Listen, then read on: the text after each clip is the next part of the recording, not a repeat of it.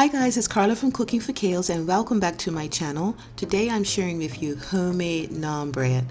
These taste just as good as any you would get from an Indian takeaway, and the first time I made these I could not believe how easy they were to do and how authentic they taste. It's almost like having your own tandoori oven in your kitchen. Let me show you how. The ingredients that you're going to need for these naans are very simple. You will need 2 1/4 cups of all-purpose flour, half a cup of yogurt, a tablespoon of olive oil, some salt, some yeast, a little bit of sugar, and some water. And I've put all of the ingredients in the description box below. So the first thing that you want to do is add your water to a bowl, and you want the water to be blood temperature. That's why I stuck my finger in there. Add the sugar to the bowl and then the dry yeast. The sugar helps to activate the yeast. It gives it something to eat when it wakes up. And you want to just let this rest for just a few minutes. But I have to be honest, I've made this so many times. If you wanted to just put everything else in here right now, it would be fine. But after about 10 minutes, I'm now adding my flour. And then my salt, the yogurt, and I'm eyeballing about a tablespoon of the oil. Next, with a spoon, just want to mix that up, bring it all together into a dough. And interestingly, this is the same recipe that you can use for homemade pizza. You can use this dough to make homemade pizza if you wanted to. So you want to mix it about 20 times with your spoon. You don't need a mixer. Again, you know guys, I'm all about very simple ingredients and very simple tools. You need a bowl, you need a spoon, and you need your hands. So with your hand, you're going to start the kneading process in the bowl. So you just want to rub the dough together, squeezing it together with the palm of your hand until you get this bowl. And then you want to flour your surface. Put the dough onto the surface, flour your hands, and begin again the kneading process on the floured board. So the way that you knead dough is you just push it with your palm, some pressure with your palm away from you, and then you pull it back towards you. And this is the fun part about this recipe. Well, one of the fun parts about this recipe is kneading the dough. It just feels so good and it's so relaxing. So enjoy this time here, pulling your dough and making it come together and feel nice and smooth. What we're looking for is a nice smooth texture.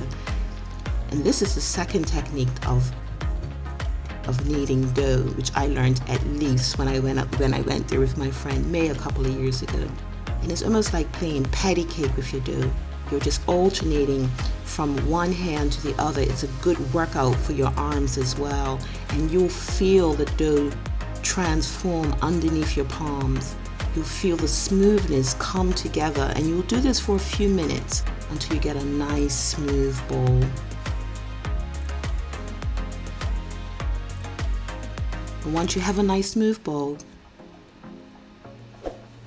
look at that beauty. Put it back into your bowl, cover it up, and let it sit so that it doubles in size. About an hour if you have the time. And mine has been sitting for an hour, and there it looks so beautiful. So you want to flour your surface again, and we're going to start to form it into the actual naans. Scrape the dough onto the floured surface. Do a real quick knead here, just bringing it together, flattening it out so that you can cut it into 8 pieces.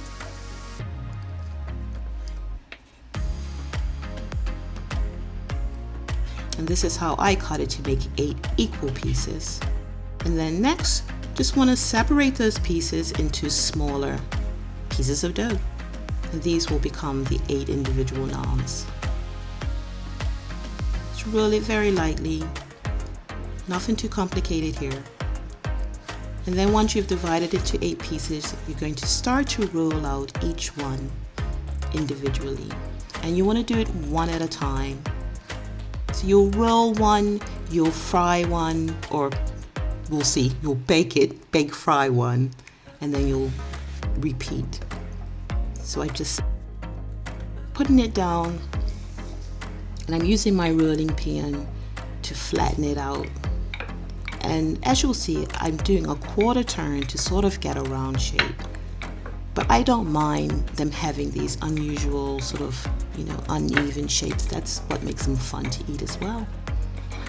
And now that I have it all ready, I've heated up my skillet, which is a cast iron pan. You have to use a cast iron pan here. Make it really, really, really hot. Just put a little oil in it and then put your dough into the pan. And here is where magic happens. In just 1 minute, you'll see these bubbles start to form. It's like magic. Well, it was like magic to me the first time I make it. And in fact, every time I make it, I think it looks like magic. But of course, it's chemistry and cooking. But you'll see the air start to come into this, and it'll puff up like you have a tandoori oven in your kitchen, but it's just on your stove. And after 1 minute, you just need to flip it over. Let it cook for 1 minute, so they take 2 minutes each to cook, 1 minute on each side. You get these nice brown spots, the same sort of look and feel that you would get if you were to get these from your Indian takeaway. Just let it cook for let it cook for a minute on each side, and then you're done. And there you go, guys, homemade naan. I promise you, if you try this recipe, I know you're gonna love it. I really hope you do. And I hope you enjoyed this video. And if you did, please like and share and subscribe. And I look forward to seeing you in the next one. Bye.